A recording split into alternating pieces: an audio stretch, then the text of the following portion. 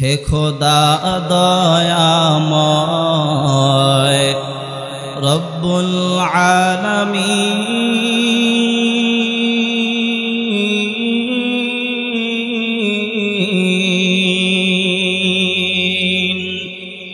জীবনে মরণে ভয় কি হবে সেই দিন, হে খোদা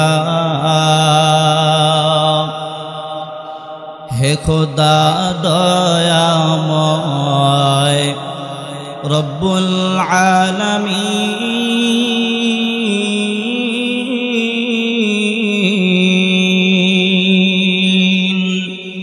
জীবনে মরণে ভয় কি হবে সেই দিন, দরাতে আসিয়া জি বড়ই অসহায়।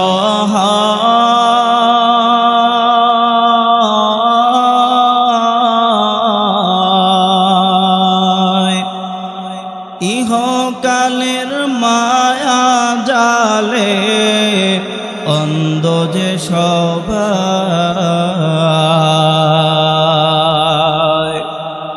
দরাতে আসিয়া জি করুণ অসহায়।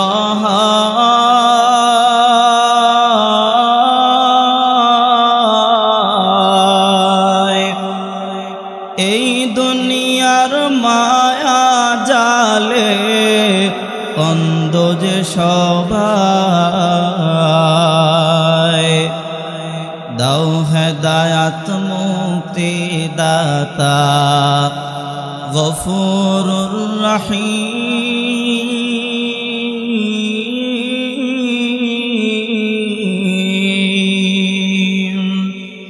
জীবনে মরণে ভয় কি হবে সেই দিন, হে খোদা হে খোদা দয়াময় রব্বুল আলামিন।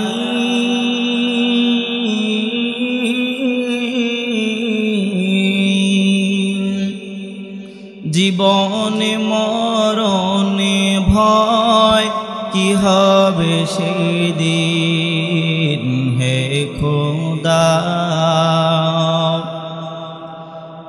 हर लहज़ा है मोमिन की नहीं शान नहीं आन, हर लहज़ा है मोमिन की नहीं शान नहीं आन। गुफ्तार में किरदार में अल्लाह की बुरहान, गुफ्तार में किरदार में अल्लाह की बुरहान। قهار غفار قدوس جبروت، قهار غفار قدوس جبروت، یہ چار عناصر ہو تو بنتا ہے مسلمان، یہ چار عناصر ہو تو بنتا ہے مسلمان۔ हमसाए जिब्रील अमी बंदाए खाके, हमसाए जिब्रील अमी बंदाए खाके, है उसका नशी मन्ना बुखारा न बदखुशाब, है उसका नशी मन्ना बुखारा न बदखुशाब। ये राज किसी को नहीं मालूम के मोमिन, ये राज किसी को नहीं मालूम के मोमिन। कारी नजर आता है हकीकत में है कुरान, कारी नजर आता है हकीकत में है कुरान। কথা না বাড়িয়ে যেহেতু মাদ্রাসার মাহফিল, সকলেই কথা বলবেন। আমার পরেই আপনারা যাওয়ার জন্য এতক্ষণ পর্যন্ত অপেক্ষায় বসে আছেন। হযরত মাওলানা মিজানুর রহমান আসমি সাহেব তিনি এসে উপস্থিত হয়েছেন, তিনি আলোচনা করবেন। সংক্ষেপে কিছু আলোচনা করার চেষ্টা করব ইনশাআল্লাহ। আপনাদের সম্মুখপানে কোরআনুল কারীম থেকে একটি সূরা তেলাওয়াত করেছি। আল্লাহ পাক বলেন, ওয়াদ-দুহা ওয়াল-লাইলি ইযা সাজা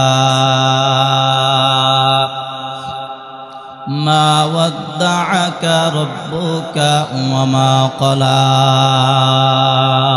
আল্লাহর শপথ, ওয়াল-লাইলি ইযা সাজা, নিজুম রাতের শপথ। দুইটা শপথ করে আল্লাহ পাক রব্বুল আলামিন বলেন, মা ওয়াদ্দাআকা রাব্বুকা ওয়া মা ক্বালা। নবী হে, কাফের মুশরিকরা বলে আমি আল্লাহ আপনাকে ভুলে গিয়েছি, আমি আল্লাহ আপনাকে ছেড়ে দিয়েছি। ও পয়গম্বর, না না না, আমি আল্লাহ তো আপনাকে ভুলতে পারি না, ছেড়ে দিতে পারি না। দীর্ঘদিন পর্যন্ত পয়গম্বরে আরবি সাল্লাল্লাহু আলাইহি ওয়াসাল্লামের কাছে ওহী আসে না। পয়গম্বর টেনশনের মধ্যে পড়ে গেলেন, কি কারণে, আমার কি কোনো ভুল হলো কিনা, কোনো অন্যায় করলাম কিনা। কাফের মুশরিকরা ঠাট্টা বিদ্রুপ করতে লাগলো, মুহাম্মদ, তোমার আল্লাহ তোমাকে ভুলে গিয়েছে, এখন আর তোমার কাছে জিবরাইল আমিনকে প্রেরণ করে না, তোমার কাছে আর এখন ওহী পাঠায় না মুহাম্মদ। আল্লাহ পাক রব্বুল আলামিন পয়গম্বরের কষ্ট হবে, মন খারাপ করবে, আল্লাহ পাক রব্বুল আলামিন বরদাশত করতে পারে না। ও পয়গম্বর, আপনি তো বড় ইয়তীম, জন্মের পূর্বে আপনি বাবাকে হারালেন। ও পয়গম্বর, দুনিয়ার জমিনের মধ্যে এসে বাবাকে একটা বাবা বলে ডাক দিতে পারেন না। ও পয়গম্বর, দুনিয়ার জমিনের মধ্যে আসার পর 6 বছর বয়সে আপনি আপনার মাকেও হারিয়ে বড় ইয়তীম হয়ে গেলেন। আহারে, এই দুনিয়ার জমিনের মধ্যে যাদের মা নাই, এই দুনিয়ার জমিনের মধ্যে যার বাবা নাই, ওই সন্তানটাই জানে মা হারানোর কত ব্যথা, ওই সন্তানটাই জানে বাবা হারানোর দুঃখ বেদনা যাতনা। বরে মা নাই তো বাবার কাছে আশ্রয় পায়, বাবা মাথার ঘাম পায়ে ফেলে ফেলে সন্তানের জন্য কষ্ট করে, সন্তানের জন্য নিজের জীবনটাকে বিলিয়ে দেয়। বাবা বলে, আমি মাথার ঘাম পায়ে ফেলবো, কোনো দুঃখ নাই, কিন্তু আমার এই দুঃখের কোন পরিণতি হিসেবেও যেন আমার সন্তান যেন দুনিয়ার জমিনের মধ্যে কষ্ট না করে। পয়গম্বর দুনিয়াতে আসলেন, বাবাকে একটা বাবা বলে ডাক দিতে পারে নাই।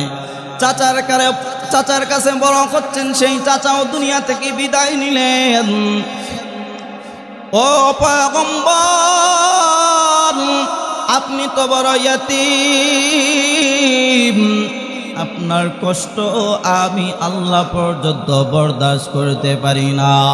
কাফের মুশরিকরা ঠাট্টা বিদ্রুপ করতে লাগলো, মুহাম্মদ,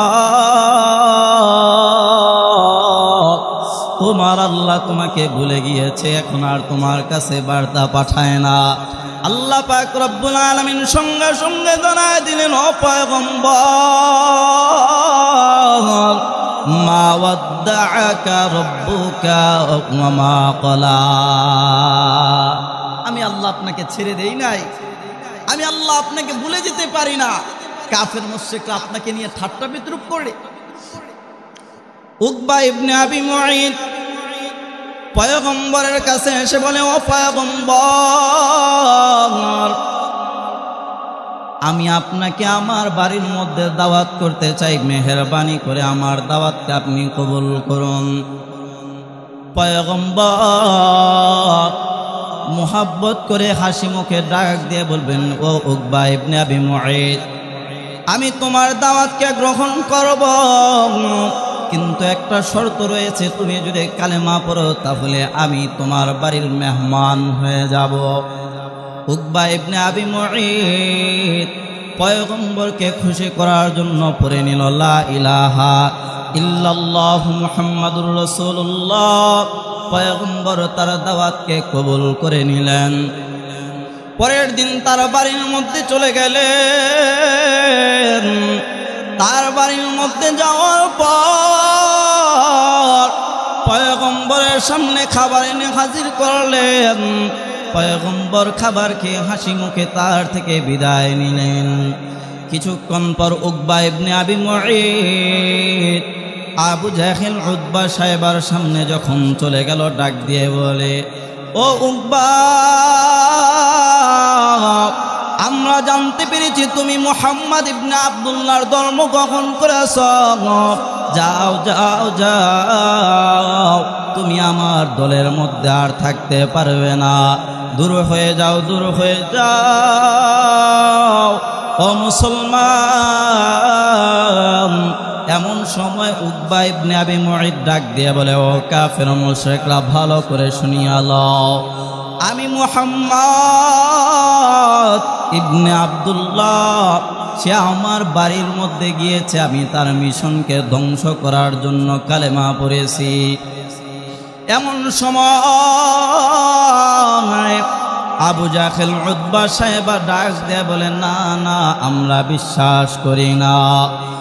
যদি তুমি আমাদেরকে বিশ্বাস করাতে চাও, আমাদের দলভুক্ত হতে চাও, তাহলে মুহাম্মদ ইবনে আব্দুল্লাহর চেহারার মধ্যে থুতু নিক্ষেপ করতে হবে। চিল্লায় বলুন নাউজুবিল্লাহ। আওয়াজ করে বলেন না নাউজুবিল্লাহ। উকবা ইবনে আবি মুঈত ডাক দিয়া বলে, ও কাফের মুশরিকরা, এটা তো কোনো ব্যাপার নয় যে উকবা ইবনে আবি মুঈত পয়গম্বরকে সম্মানের সহিত খাবার খাওয়ালেন, কালেমা পড়লেন। পয়গম্বরের সামনে গিয়ে পয়গম্বরের চেহারার মধ্যে থুতু নিক্ষেপ করে দিলেন। চিল্লা বলুন নাউজুবিল্লাহ। এমন সময় আল্লাহ পাক রব্বুল আলামিন আর বরদাস্ত করতে পারে না, সঙ্গে সঙ্গে আয়াত নাজিল করে দিলেন, ওয়ায়াউমা ইয়া'আদ্দু যালিমু আলা ইয়াদাইহি ইয়াকুলু ইয়া লাইতানি ইত্তাখাযতু মা'আর রাসূলি সাবিলা।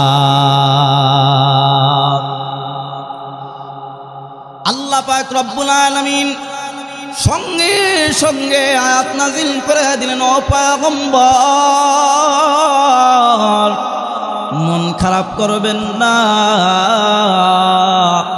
কাল কিয়ামতের ময়দানে উকবা ইবনে আবি মুঈত এবং তার বংশধরেরা, তার চালাচামুন্ডরা তাদের নিজেদের হাত কামড়াতে থাকবে আর বলতে থাকবে, হায় রে আফসোস, আমরা যদি পয়গম্বরের দলভুক্ত হতাম, মুহাম্মাদের দলভুক্ত যদি আমরা হতাম, তাহলে আজকে আমাদের এমন করুণ পরিণতি হতো না।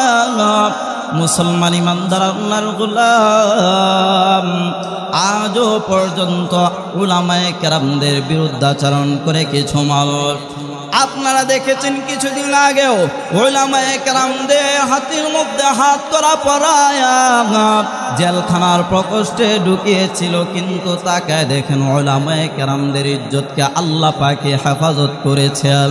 কিন্তু যারা উলামায়ে কেরামদের সঙ্গে গাদ্দারি করেছে, উলামায়ে কেরামদের সঙ্গে বেয়াদবি করেছে, উলামায়ে কেরামদের ইজ্জতকে নিয়ে যারা টানাটানি করেছে, আল্লাহ পাক রব্বুল আলামিন তাদেরকে এমন লাঞ্ছিত করেছেন, তাদেরকে এই বাংলার মাটিতে থাকতে পর্যন্ত দেয় নাই, ঠিক কিনা?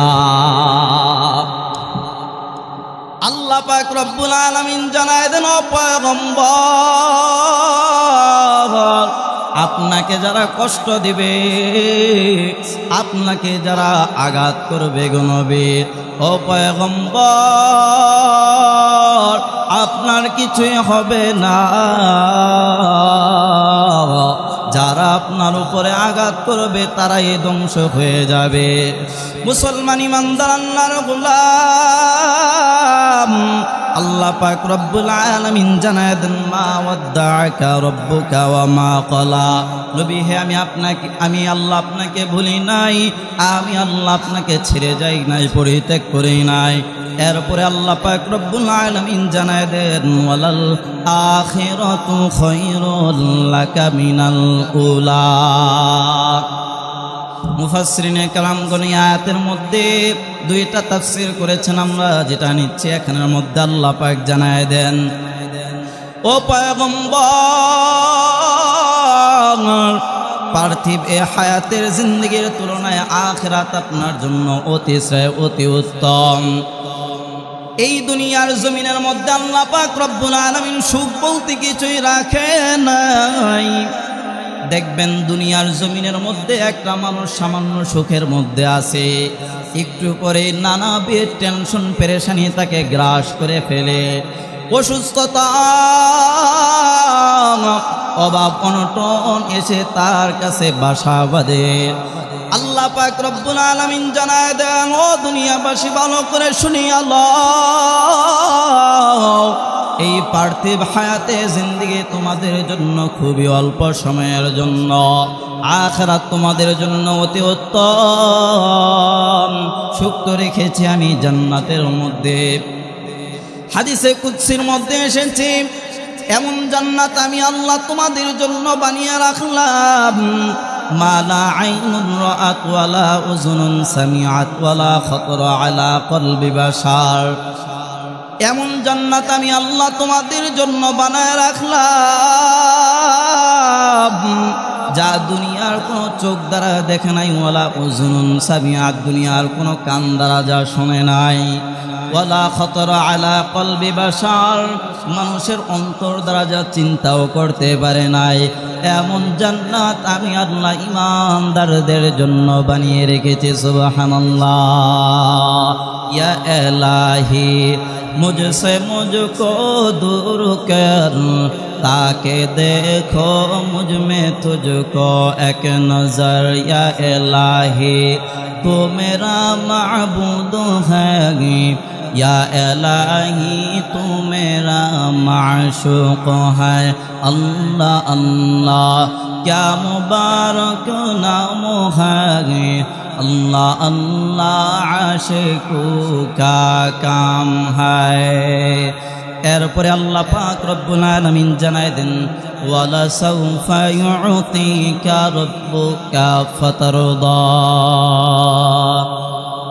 নবী হে, শীঘ্রই আমি আল্লাহ আপনাকে এত পরিমাণ নিয়ামত দান করব। ও পয়গম্বর,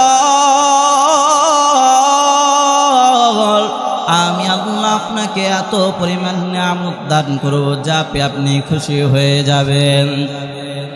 যে উমর পয়গম্বরের গর্দান আনার জন্য রওয়ানা, বলে মুহাম্মদ, সে আমাদের মূর্তির বিরুদ্ধে কথা কয়, আমাদের ধর্মের বিরুদ্ধে কথা কয়, মুহাম্মদ ইবনে আব্দুল্লাহকে আর দুনিয়ার জমিনের মধ্যে জিন্দা রাখব না, মুহাম্মদকে খতম করে দিব। তরবারি হাতের মধ্যে নিয়ে পয়গম্বরের দরবারে রওনা। পয়গম্বরের সামনে গিয়ে বলে, ও পয়গম্বর, এসেছিলাম গরম মেজাজ নিয়ে আপনার শরীর থেকে গর্দানকে উড়িয়ে দেওয়ার জন্য। ও পয়গম্বর, না না, এই যে তরবারি আপনার সামনে রাখলাম, এই তরবারি দিয়ে আপনি আমাকে দুনিয়ার জমিন থেকে বিদায় করে দেন গো পয়গম্বর।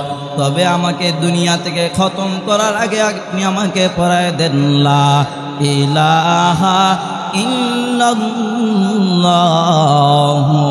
মুহাম্মাদুর রাসূলুল্লাহ।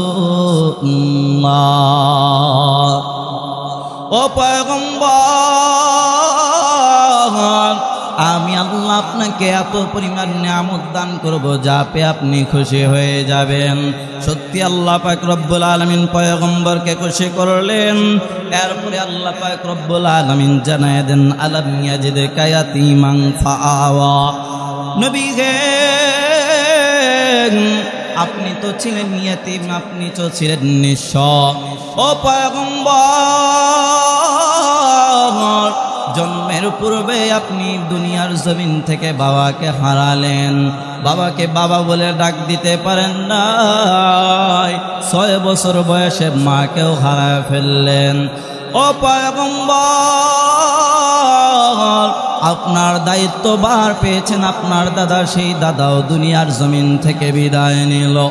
শেষ পর্যন্ত চাচা আপনার দায়িত্বভার পেল, সেই চাচাও দুনিয়ার জমিন থেকে বিদায় নিল। ও পয়গম্বর, টেনশনের কোনো কারণ নাই। আমি আল্লাহ পাক রব্বুল আলামিন তো আপনাকে আশ্রয় দিব। পয়গম্বরে আরবি সাল্লাল্লাহু আলাইহি ওয়াসাল্লামের বয়স যখন 25 বছর, হযরতে খাদিজা রাদিয়াল্লাহু তাআলা আনহার সঙ্গে বিবাহ বন্ধনে আবদ্ধ হয়ে গেল। কাফের মুশরিকরা ডাক দিয়ে, কাফের মুশরিকরা হযরতে খাদিজার কাছে এসে বলে, ও খাদিজা, তুমি মুহাম্মদ ইবনে আব্দুল্লাহকে কিভাবে স্বামী হিসাবে গ্রহণ করলা? সে তো ইতিম। হযরতে খাদিজা ডাক দিয়ে বলে, ও কাফের মুশরিকরা, তোমরা আমার কাছে 3টা প্রশ্ন নিয়ে এসেছো, আমি উল্টা তোমাদেরকে 4টা প্রশ্ন করব। আগে 4টা প্রশ্নের জবাব দাও। ও খাদিজা, তুমি আমাদেরকে প্রশ্ন করবা, ঠিক আছে, প্রশ্নের পরেই আমরা তোমাদেরকে প্রশ্ন করতে চাই। হযরতে খাদিজা ডাক দিয়ে বলে, বলো, এই আরবের মধ্যে পয়গম্বর থেকে সুন্দর চেহারাওয়ালা কোনো মানুষ আছে কিনা? এমন সময় কাফেররা এক বাক্যে জবাব দিল, খাদিজা, মুহাম্মদ এত সুন্দর, এই আরবে কেন, এই গোটা দুনিয়ার জমিনের মধ্যে মুহাম্মদ ইবনে আব্দুল্লাহর চেয়ে সুন্দর সুপুরুষ আর কাউকে দেখি নাই। একটা দৃষ্টান্ত যদি আপনাদের সম্মুখপানে নিয়ে আসি, হযরতে আম্মা জান আয়েশা ডাক দিয়া বলে, ও দুনিয়াবাসী, ইউসুফ আলাইহিস সালাতু ওয়াস সালামের সৌন্দর্য দেখিয়া মিশরের নারীরা ফল কাটার পরিবর্তে তারা তাদের নিজেদের হাতগুলো কেটে ফেলেছে। তারা যদি আমার হাবিব মুহাম্মদকে দেখত, তাহলে তারা হাত কেন, তারা তাদের নিজেদের কলিজাগুলো পর্যন্ত কেটে ফেলতো, তারা টেরও পেত না। সুবহানাল্লাহ। আমার নবী এত সুন্দর। কাফের মুশরিকরা ডাক দিয়ে বলে, মুহাম্মদ ইবনে আব্দুল্লাহ শুধু এই দুনিয়ার জমিনের মধ্যে তার চেয়ে সুন্দর সুপুরুষ আর কাউকে তো দেখি নাই। তাহলে ঠিক আছে, এবার 2 নম্বর প্রশ্ন, বলো আরবের মধ্যে শ্রেষ্ঠ বংশ কি? কাফের মুশরিকরা এক বাক্যে জবাব দিল, কুরাইশ বংশ। তাহলে আমার স্বামীর 2 নম্বর গুণ হলো তিনি শ্রেষ্ঠ বংশের অধিকারী। এবার 3 নম্বর জবাব দাও, মুহাম্মদ ইবনে আব্দুল্লাহর চরিত্র কেমন? এবার কাফের মুশরিকরা এক বাক্যে জবাব দিল, ও খাদিজা, মুহাম্মদ ইবনে আব্দুল্লাহর চরিত্র এত সুন্দর, যার চরিত্রে বিমোহিত আদর্শে মুগ্ধ হয়ে আমরা তাকে আল আমিন উপাধিতে ভূষিত করেছি। আল আমিন উপাধিতে ভূষিত করেছি। আল আমিন বিশ্বস্ত, চরম বিশ্বস্ত, যার মতো আমানতদার বিশ্বস্ত আর কেউ হতে পারে না। তাহলে আমার স্বামীর 3 নম্বর চরিত্র, তিনি আমানতদার, তার চরিত্র সুন্দর। এবার 4 নম্বর বলো, মুহাম্মদ ইবনে আব্দুল্লাহর টাকা পয়সা কেমন? 4 নম্বর প্রশ্ন, বলো মুহাম্মদ ইবনে আব্দুল্লাহর দৌলত কেমন? কাফের মুশরিকরা এবার এক বাক্যে জবাব দিল, মুহাম্মদ ইবনে আব্দুল্লাহর তো টাকা পয়সা নাই, সে তো ইয়তীম। তোমার মতো ধনী নারী কিভাবে মুহাম্মদ ইবনে আব্দুল্লাহকে স্বামী হিসাবে গ্রহণ করে নিলা? এই জন্যই তো 3টা প্রশ্ন আমরা তোমার কাছে নিয়ে এসেছি। হযরতে খাদিজা রাদিয়াল্লাহু তাআলা আনহা ডাক দিয়ে বলে, ও কাফির মুশরিকরা, ভালো করে শুনিয়া লও, মুহাম্মদ ইবনে আব্দুল্লাহর টাকা পয়সা কম, আমার স্বামীর 3টা সাইড যেহেতু ভালো, একটা সাইড যেহেতু দুর্বল, তাও এই সাইডটা দুর্বল থাকতো না। আজকে যদি দুনিয়ার জমিনের মধ্যে মুহাম্মদ ইবনে আব্দুল্লাহ তার মা বাবা দুনিয়ার জমিনের মধ্যে বেঁচে থাকতো, তাহলে এই সাইড দিয়েও সে এগিয়ে থাকতো। এমন সময় হযরতে খাদিজা ডাক দিয়ে বলে, ও কাফের মুশরিকরা, তোমরা তোমাদের লিডারদেরকে ডাকো, তোমরা তোমাদের নেতা নেত্রীদেরকে ডাকো, তোমরা এই মুহূর্তে খাতা কলম নিয়ে বসো। আমি আমার জীবনের স্থাবর অস্থাবর যত উপার্জিত সম্পদ রয়েছে, সমস্ত সম্পত্তি এই মুহূর্তে মুহাম্মদ ইবনে আব্দুল্লাহকে হাদিয়া দিয়ে দিলাম। মুহাম্মদ আরবি হায়ওয়া নবী রাস্তে पे शोगा, मोहम्मद अरबी है व नबी रास्ते पे शोगा, आलम हुआ उसके पैदाइश से उजाला, आलम हुआ उसके पैदाइश से उजाला, शफीउल उमम हमारा नबी रोज़ क़यामत शफाअत करेगा अल्लाह के पास गुनाहगार उम्मत। এবার পয়গম্বর কি আর গরিব আছেন? এবার আরবের শ্রেষ্ঠ ধনী হয়ে গেলেন পয়গম্বরে আরবি সাল্লাল্লাহু আলাইহি ওয়াসাল্লাম। কিন্তু দ্বীনের জন্য, ইসলামের জন্য এই সম্পদ কি আর রাখতে পেরেছেন? কথা বলেন, রাখতে পেরেছেন? নবীজি আল্লাহর কাছে দোয়া করেছেন, আল্লাহুম্মা আহইনি মিসকিনান ওয়া আমিতনি মিসকিনান ওয়াহশুরনি ফি যুমরাতিল মাসাকিন। আয় আল্লাহ, আমি দুনিয়ার জমিনের মধ্যে গরিবী হালাতকেই বেছে নিলাম, এবং আয় আল্লাহ, এই গরিব হালাতেই যেন আমার মৃত্যু হয়, এবং কাল কিয়ামতের ওই কঠিন ময়দানে যেন আল্লাহ গরিবদের সাথেই আমার হাসর নাসর হয়। সুবহানাল্লাহ। পড়ে আমাদের যাদের সম্পদ কম, আমরা মাঝে মধ্যে ভাবি, হায় রে সম্পদ কম, টাকা পয়সা নাই, এত অভাব অনটন, হায় রে, এটার নাম কি জিন্দেগি? আপনি একটু চিন্তা করে দেখেন তো, আপনি গরিব। নবীজি সাল্লাল্লাহু আলাইহি ওয়াসাল্লাম এই গরিবী হালাতকেই বেছে নিয়েছেন। সুবহানাল্লাহ। পড়ে আমার এক ভক্ত আমাকে অনেক মহব্বত করেন, তো ওই ভক্ত একদিন আমার কাছে এসে বলেন, হুজুর, প্রত্যেক দিন ঘুমের ট্যাবলেট একটা না 2টা খাই, তারপরেও রাত্রেবেলা ঠিক মতো ঘুমাতে পারি না। আচ্ছা বলুন তো, এই যে কামাই করেছে সারা জীবন, যে সম্পত্তি, এই সম্পত্তি সে নিজে ভোগ করতে পারে না, তাহলে এই সম্পদের কোনো মূল্য আছে? আল্লাহ পাক রব্বুল আলামিন বলেন, ইয়াউমা লা ইয়ানফাউ মালুন ওয়ালা বানুন ইল্লা মান আতাল্লাহা বিকলবিন সালিম।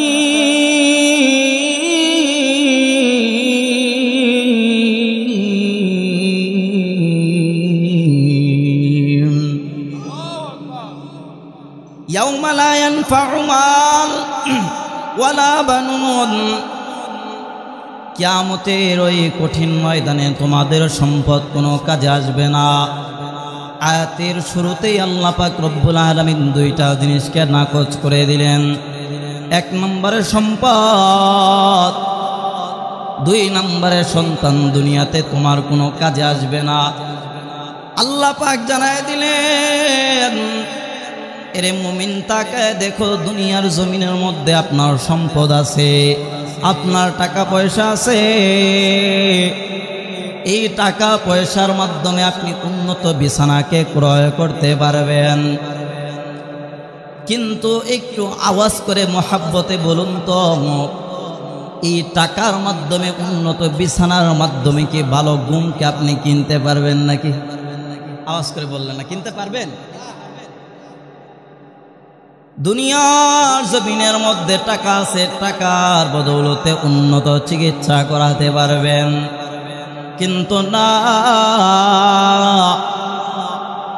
আপনার টাকা আছে, সম্পদ আছে, উন্নত চিকিৎসা টাকার মাধ্যমে করতে পারবেন, কিন্তু কখনো সুস্থতা নিশ্চিত করতে পারবেন না, ঠিক কিনা?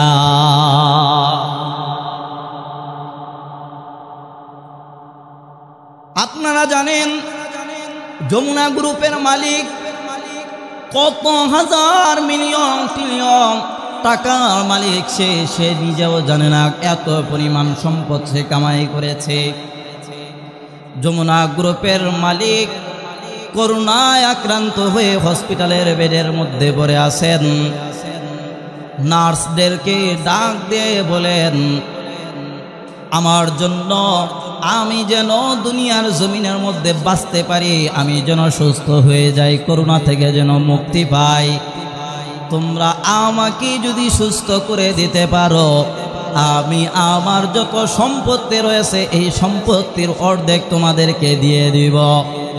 নার্সরা ডাক দিয়ে বলে,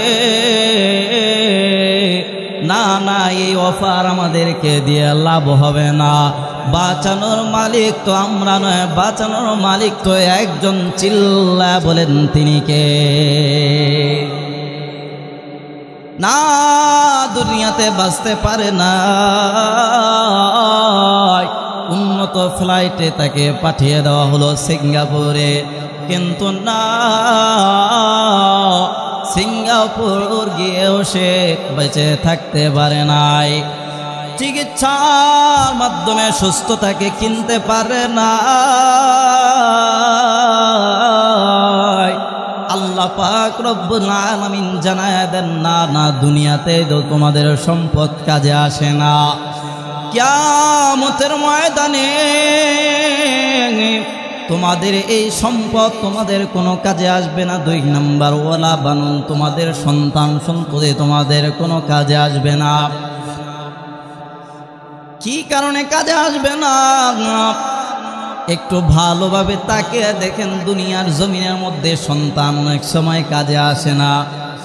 কিছুদিন আগে কুমিল্লার এক ঘটনা দেখলাম, বাবা হাজার হাজার কোটি টাকার মালিক, সম্পদের কোনো কমতি নাই, এত পরিমাণ সম্পদ, বাবা ইন্তেকাল করেছে, ইন্তেকালের পর সন্তানরা যায় না, একদিন যায়, 2 দিন যায়, সন্তানরা সম্পদ বন্টন করার কাজে ব্যস্ত হয়ে পড়লেন। বলেন, বাবাকে পরে আমরা কবরের মধ্যে দাফন করব, আগে সম্পদগুলোকে আমরা লিখে নেই। বুঝতে পেরেছেন?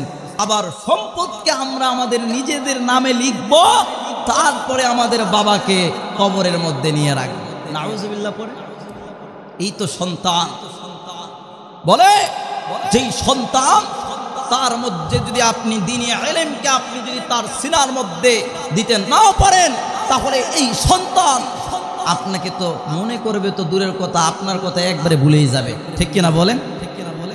অনেক সন্তানকে দেখেছি, বাবা মা দুনিয়া থেকে বিদায় নিয়েছে, 1 দিন যায়, 2 দিন যায়, 1 বছর যায়, 2 বছর যায়, কিন্তু বাবার কবরের পাশে গিয়ে একটু সূরাও পাঠ করতে পারে না, একটু দোয়াও করতে পারে না। এমন কপাল পোড়া সন্তান এই দুনিয়ার জমিনের মধ্যে আছে কি নাই? আওয়াজ করে চিল্লা বলুন, আছে কি নাই? কি কারণে হয়েছে? সন্তানের দোষ তো দিবেন পরে, প্রথম দোষ হলো 1 নম্বরে আপনার। কারণ কি? আপনি আপনার সন্তানের সিনার মধ্যে তো কোরআন ঢুকাইতে পারেন নাই, তো এই সন্তান আপনার প্রতি মহাব্বত ভালোবাসা রাখবে কিভাবে? ঠিক কিনা বলেন? ঠিক কিনা? সম্মানিত উপস্থিতি, এই জন্য দ্বীনি ইলম শিক্ষা দেওয়া। আল্লাহ বলেন, এই যে তোমার সম্পদ, এই সম্পদ তোমার কোনো কাজে আসবে না, ওয়ালা বানুন, তোমার সন্তান সন্ততি তোমার কোনো কাজে আসবে না। এরপরে আল্লাহ বলেন, তাহলে কি কাজে আসবে এটাও তো জানতে হবে, ঠিক কিনা? এবার আমাদের জানতে হইব নি কোন? এবার যদি আমরা আল্লাহকে প্রশ্ন করি, আল্লাহ আমাদের সম্পদও শেষ হয়ে গেল, এবার আমাদের সন্তানও শেষ হয়ে গেল। আল্লাহ আপনার কাছে প্রশ্ন, আমাদের কি কাজে আসবে আপনি আমাদেরকে বলেন। আল্লাহ বলেন, ইল্লা মান আতাল্লাহা বিকলবিন সালিম, পরিমার্জিত অন্তর, বিশুদ্ধ অন্তর নিয়ে যদি তোমরা আমি আল্লাহর কাছে আসতে পারো, বলে যে অন্তরের মধ্যে আমি আল্লাহ ছাড়া আর কেউ না,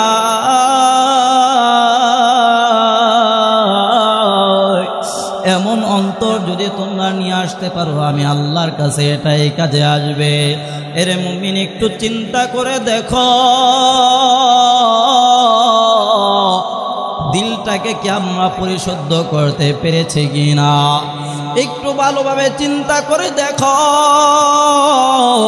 যে মালিক তোমাকে আমাকে এত সুন্দর করে বানিয়েছেন, বলে আরে বান্দা টাকা দেখ, দুনিয়ার জমিনের মধ্যে আসার পর কোনদিন আমরা আল্লাহর কাছে দরখাস্ত করি নাই, ও দয়ার মালিক আল্লাহ, দুনিয়ার জমিনের মধ্যে আমরা যাব, আয় আল্লাহ আমরা কি খাবো আল্লাহ, আয় আল্লাহ দুনিয়ার জমিনের মধ্যে আমাদের কি উপায় হবে, আল্লাহ পাক রব্বুল আলামিন আমাদেরকে জানায় দেন। এরে গোলাম টাকা দেখ, দুনিয়ার জমিনের মধ্যে আসার সঙ্গে সঙ্গে আমি আল্লাহ তাআলা তোর জন্য খাবারের ব্যবস্থা করে দিলাম। বলে টাকা দেখ, তোর মায়ের বুকের মধ্যে আমি আল্লাহ এমন এক কুদরতি ফ্লাক্স দিয়ে দিলাম, খাবারের ফ্লাক্স দিয়ে দিলাম। 2-2.5 বছর পর্যন্ত ওই ফ্লাক্স থেকে তুই খাবার খাবি, বিন্দু পরিমাণ ওই খাবারটা একটা মুহূর্তের জন্য বেশি ঠান্ডাও হয় না, অতিরিক্ত গরম হয় না। বলে যদি বেশি গরম হয়ে যায় তাহলে তোমার জিহ্বা পুড়ে যাবে, তোমার কষ্ট হয়ে যাবে, তুমি খেতে পারবে না। এর বান্দা আবার যদি বেশি ঠান্ডাও হয়ে যায় তাহলে তোমার ঠান্ডা লেগে যাবে, তুমি খাইতে পারবে না। আমি আল্লাহ তোমার জন্য এমন খাবারের ব্যবস্থা করে দিলাম, যে খাবারটা 2-2.5 বছর পর্যন্ত খাইবা। একটা দিনের জন্য, একটা মুহূর্তের জন্য এই খাবার কোনোদিন ঠান্ডা হয় না, গরম হয় না। চিৎকার দিয়ে বলুন আল্লাহু আকবার। মুসলমানের আওয়াজ দিয়ে বলুন আল্লাহু আকবার। এ বান্দা টাকা দেখ, তোর জন্য আমি আল্লাহ পাক রব্বুল আলামিন কত খাবারের আয়োজন করে দিলাম। এরে বান্দা তোর জন্য আমি আল্লাহ কত নানাবিধ ফলের ব্যবস্থা করে দিলাম। বলে তুমি আঙ্গুর খাইবা, আঙ্গুরের এক স্বাদ, আপেল খাইবা, আপেলের আর এক স্বাদ। তুমি দুনিয়ার জমিনের মধ্যে বেদানা খাইবা, বেদানার এক স্বাদ। কোনোটার সঙ্গে কোনোটার মিলে নাকি? কোনোটার স্বাদ কোনোটার সাথে মিলে? আল্লাহ পাক রব্বুল আলামিন জানায় দেন, রে বান্দা এত কিছু তো আমি আল্লাহ তোর জন্য ব্যবস্থা করলাম। এরে বান্দা টাকা দেখ, প্রতিদিন সকালবেলা তোর জন্য সূর্য উদিত হয়ে যায়। যেই সূর্যটা আপনাকে আমাকে আলো দেয়, এই যে তাকায় দেন চতুর সাইডে লাইট, মাস শেষে আমাদেরকে কিন্তু একটা চার্জ দিতে হয়, বিদ্যুৎ বিল পরিশোধ করতে হয়। যদি বিদ্যুৎ বিল পরিশোধ না করা হয় তাহলে বিদ্যুৎ বিচ্ছিন্ন করে দেওয়া হয়, ঠিক কিনা? আল্লাহ পাক রব্বুল আলামিন বলেন, গোলাম তোর জন্য আমি আল্লাহ টাকা দেখ সূর্যের ব্যবস্থা করে দিলাম।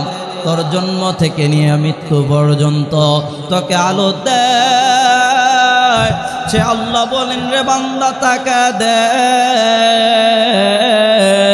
দুনিয়ার কিছুক্ষণ সময় রাত্রেবেলা তোমরা লাইট ইউজ করো, যে লাইটের কারণে তোমাদেরকে বিদ্যুৎ বিল দিতে হয়।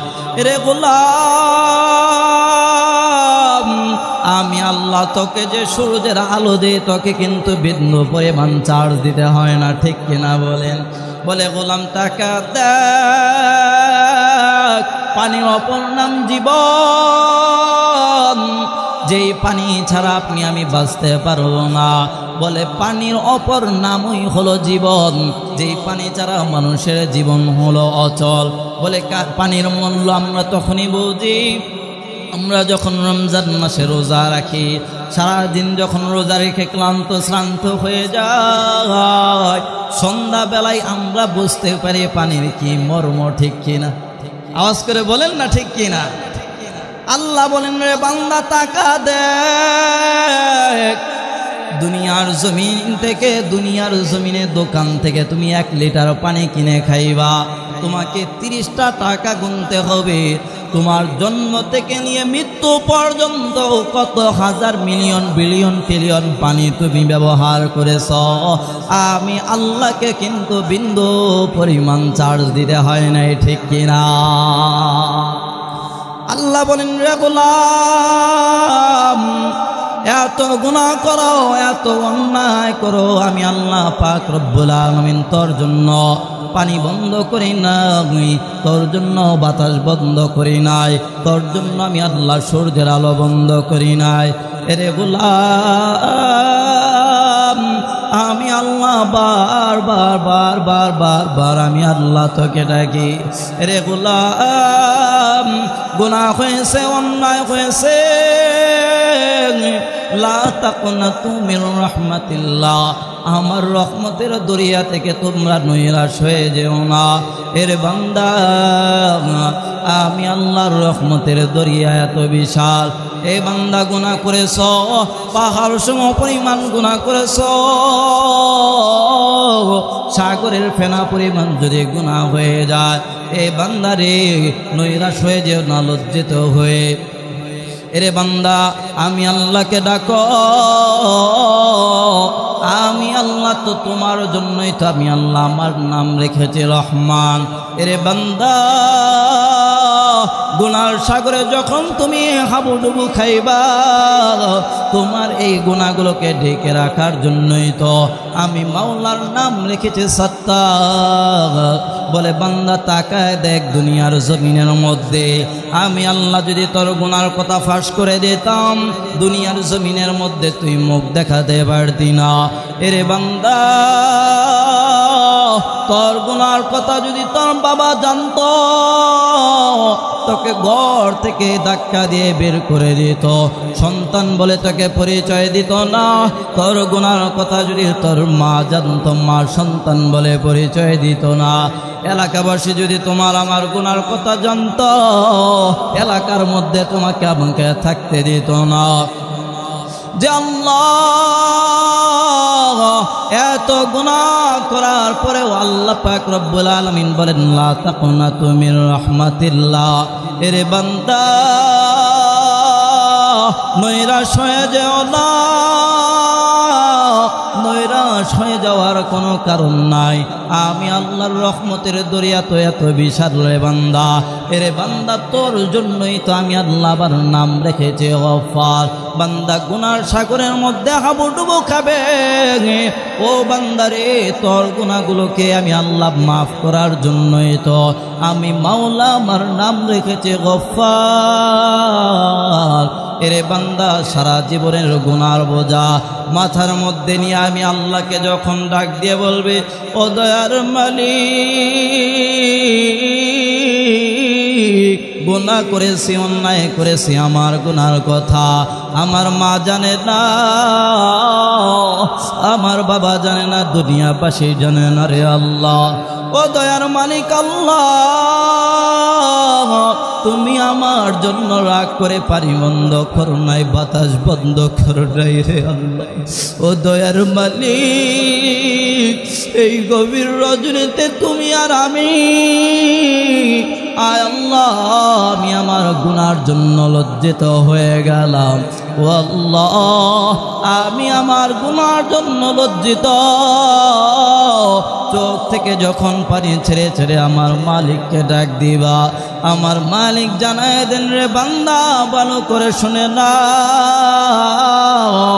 তোর চোখের পানি নাকের ডগায় আসতে দেরি হবে, আমি আল্লাহ তোকে মাফ করে দিতে একটা সেকেন্ডেরও দেরি হবে না। সুবহানাল্লাহ। ইয়া ইলাহি गर के दरियाए गुनाह তুমি দানি व खुद हस्ती गवाह गुनारा बेआ ददेरा बार बसता हजारा बर तौबा शिकस्तम हिजाब मक़सूदम इस्यान माने शुद गुनाहम मौजूब हिरमान माने शुद। এই জন্য কে মুমিন, এ টাঙ্গাইলের মুসলমান, এ আমার পর্দার অন্তরালের আম্মাজান, মালিককে এই গভীর রজনী থেকে ডাক দিয়ে বলো, ও দয়ার মালিক, এই জীবনে তো কত গুনাহ করলাম, আয় আল্লাহ তুমি ছাড়া তো, তুমি আর আমি ছাড়া তো কেউ জানে না। আয় আল্লাহ আর কোনোদিন অন্যায় করব না, অপরাধ করব না, গুনাহের সাগরের মধ্যে আল্লাহ ডুব দিব না। ও দয়ার মালিক আল্লাহ, আজকের থেকে ইসলামকে পরিপূর্ণ নিজের মধ্যে বাস্তবায়ন করব। কারা কারা তৈয়ার আছেন দুইটা হাত আমার মালিককে উঠায় দেখায় দেন। ও দয়ার মালিক আল্লাহ, কুদরতের নজরে তাকায় দেখেন আপনার এই বান্দারা গুনাহ করবে না, অন্যায় করবে না। ও দয়ার মালিক আল্লাহ, এই শীতের রজনীতে আল্লাহ তোমাকে পাওয়ার জন্য মোহাব্বত করে এসেছে। আয় আল্লাহ আর কোনোদিন মা বাবাকে কাঁদাবো না, মা বাবাকে কষ্ট দিব না, উলামায়ে আহলে হকদের বিরুদ্ধে যাব না, পয়গম্বরের পরিপূর্ণ সুন্নত নিজেদের মধ্যে বাস্তবায়ন করব। আয় আল্লাহ আমরা তওবা করলাম, এই তওবার উপরে অটল এবং অবিচল হয়ে চলার মতো তৌফিক দান করেন, আমিন। গলার অবস্থা অনেক খারাপ, তারপরেও ইনশাআল্লাহ অনেকক্ষণ আলোচনা করেছি, আরও অনেকে আছেন, সবাই আলোচনা করতে হবে ইনশাআল্লাহ। আবার যদি আপনাদের সাথে দেখা হয় ইনশাআল্লাহ আবার প্রাণ খুলে আপনাদেরকে আলোচনা করব। আপনাদেরকে অনেক কষ্ট দিয়েছি, ইনশাআল্লাহ আবার কোনো দিন, আরও আলোচক আছেন রিকোয়েস্ট করতেছেন, ইনশাআল্লাহ আবার কোনো দিন আপনাদেরকে মন খুলে আলোচনা করাবো। আজকের জন্য আফওয়ান, ক্ষমা চেয়ে আপনাদের থেকে বিদায় নিচ্ছি। জানি আপনারা সারা রাত আলোচনা করলে আপনারা থাকবেন, এটা হলো কোরআনের জন্য ভালোবাসা, ঠিক না? আল্লাহ পাক আমাদের সবাইকে জান্নাতের জন্য কবুল করুক, সকলে বলি আমিন। আবার আমাকে অনেক দূরে চলে যেতে হবে, আগামীকালও প্রোগ্রাম। আর ঢাকা আগামীকাল তো আপনারা জানেন সমাবেশ, খতমে নবুয়াত আন্দোলনকে কেন্দ্র করে আল্লামা আব্দুল হামিদ পীর সাহেব মধুপুরী হাফিজাহুল্লাহ ডাক দিয়েছেন। আচ্ছা আপনারা সকলে বলুন তো, আমরা নবীজি সাল্লাল্লাহু আলাইহি ওয়াসাল্লামকে ভালোবাসি কি বাসি না? আওয়াজটা হলো না, আওয়াজ বজ্র কণ্ঠে বলুন, ভালোবাসেন কি বাসেন না? নবীর পরে নবী আছে? নবীর পরে যদি কেউ নবী দাবি করে বলুন তো সে কি মুসলিম নাকি কাফের? আমাদের ইতিপূর্বে যারা সরকারের মধ্যে এসেছেন তারাও কিন্তু কেউ, সবাই মুসলমান, কিন্তু কাদিয়ানীদেরকে অমুসলিম ঘোষণা করতে পারে না, এর ঠিক কিনা বলেন? আচ্ছা বলুন তো, মির্জা গোলাম আহমদ কাদিয়ানী সে তার নিজেকে নবী দাবি করেছে, নাউজুবিল্লাহ বলবেন না? বলুন তো নবীর পরে নবী আছে? নবী ঘোষণা করে না, না খাতামুন নাবিয়্যিন আলা নাবিয়্যা বাদি, আমি হলাম শেষ নবী, আমার পরে আর কোনো নবী, আমার পরে আর কোনো নবী যদি কেউ দাবি করে সে কি? কিন্তু আমরা ধর্ম উপদেষ্টাকে অত্যন্ত দুঃখ এবং আফসোস পরিতাপ নিয়ে বলছি, বাংলার ইতিহাসে আমরা আপনাকে গর্ব করে বসিয়েছিলাম এই আসনের মধ্যে, কিন্তু আপনার মতো একজন বিজ্ঞ আলেম থাকা সত্ত্বেও কাদিয়ানীদেরকে কাফের ঘোষণা করতে পারেন নাই, ঠিক কিনা বলেন? এই জন্য এর থেকে লজ্জাজনক আর কিছুই হতে পারে না। কাদিয়ানীরা কাফের, কোনো সন্দেহ আছে? যদি সন্দেহ থাকে ঈমান থাকবে নাকি চলে যাবে? আগামীকালকে গোটা বাংলাদেশ থেকে ধর্মপান মুসলমানেরা যাবেন। আমরা যারা পারি আমরা শরিক হব, আর যদি না পারি আমরা মন থেকে দোয়া করব, তাদেরকে সাপোর্ট করব ইনশাআল্লাহ। আজকের মতো এখানেই বিদায় নিচ্ছি। সকলে ভালো থাকুন, সুস্থ থাকুন। আসসালামু আলাইকুম ওয়া রাহমাতুল্লাহি ওয়া বারাকাতুহু।